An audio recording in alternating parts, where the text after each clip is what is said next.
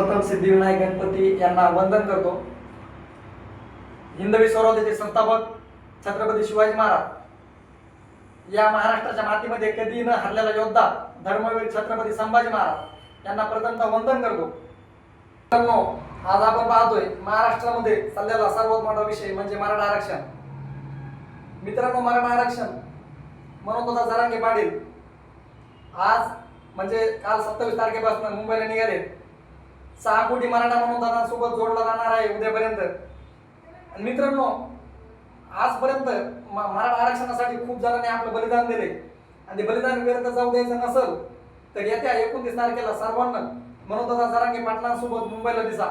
तुम्ही काही करा, जिथं असाल तिथून मुंबईमध्ये दिसा।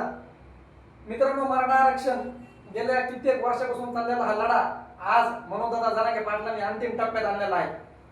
या लढ्यासाठी खूप जणांना बलिदान दिले, कित्येक जणांना आपल्या घरांची आहुती दिली आहे। आणि मग मित्रांनो, महाराष्ट्राला आणि मराठा समाजाला आजपर्यंत असा माणूस भेटला नाही आणि तो माणूस आता या मराठा समाजाला भेटलेला आहे। एक नेक इमानदार, ज्या माणसाला काही नकोय, त्या माणसाला फक्त आपली साथ पाहिजे। आणि जर तुम्हाला मराठा आरक्षण पाहिजे असेल तर त्यामुळं मनोज दादा जरांगे पाटलांसोबत येत्या 29 तारखेला मुंबई आझाद मैदान या ठिकाणी सर्वांना यावं। मित्रांनो, खरं तर मनोज दादांचं शरीर थकलंय, त्याचं शरीर साथ देत नाही, तरी हा माणूस आपल्यासाठी लढतोय। का लढतोय? तो त्याच्या वैयक्तिकसाठी नाही, तर फक्त येणाऱ्या आपल्या पिढ्या सुखात जगावं। आजपर्यंत आपल्यावर जो अन्याय झालाय, कित्येक मराठा समाजातील शेतकऱ्यांचे मुलं आहेत ज्यांना शिकायचं आहे पण पैसा नाही आणि या कारणानं आपल्याला आरक्षण पाहिजे। मित्रांनो, आरक्षणाचं महत्त्व त्यालाच विचारा जो ज्या घरामध्ये शिकण्याची इच्छा असून ज्या ठिकाणी भरपूर फीस भरावी लागते। चांगले मार्क्स परीक्षेमध्ये येऊ नये मराठा समाजाचा विद्यार्थी कुठेतरी मागे पडतोय। आणि म्हणून जर मागे पडायचं नसेल तर उद्या 29 तारखेला सर्वांनी जिथं कुठं असाल तिथून मुंबईमध्ये दिसा। लाखोंच्या कोटीच्या संख्येनं जरांगे पाटलांना समर्थन करा। आणि मित्रांनो, ही शेवटची संधी आहे, यापुढे अशी संधी येणार नाही।